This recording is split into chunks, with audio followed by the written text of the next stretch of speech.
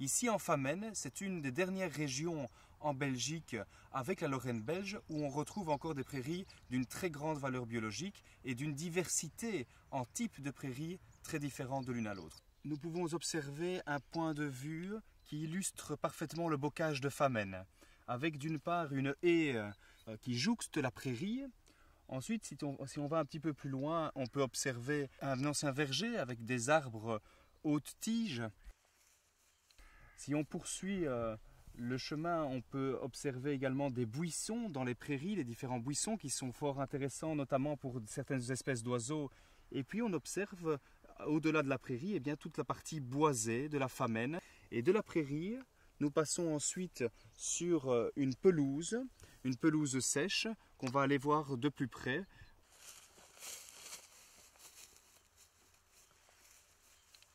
On est dans des sols peu profonds, des sols qui n'ont pas été fertilisés à certains endroits, mais qui offrent justement la possibilité aux espèces botaniques de s'exprimer. Donc une région pauvre est une région riche en fleurs. Et la Famenne, c'est également une diversité de sols, de types de sols. Des sols peu profonds, on est sur des pelouses à certains endroits, des sols fort profonds, avec des prairies, des sols humides, ou bien des sols très secs comme ici.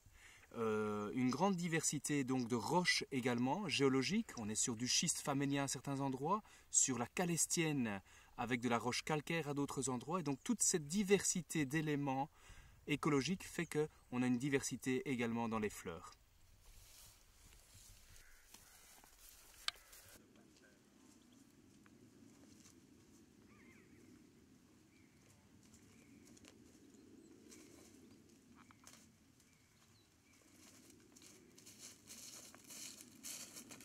Nous voyons ici une belle haie arborescente.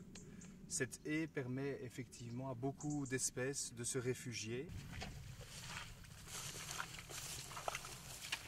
Quelques espèces de joncs. On entend sous nos pas qu'on est dans une prairie humide, on est passé dans un autre milieu. Et on observe ici eh bien, une mante aquatique. Une mante aquatique qui est une espèce évidemment typique.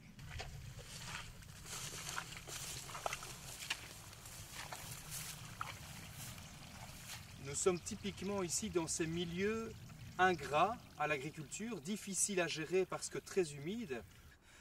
Malheureusement, ces milieux ont fortement disparu, notamment en région wallonne, où un tiers des prairies s'est fait labourer ou a disparu tout simplement à cause de l'urbanisation. Si on ne les gère pas, la forêt revient et tout l'intérêt botanique ou faunistique de ces milieux eh bien, disparaît.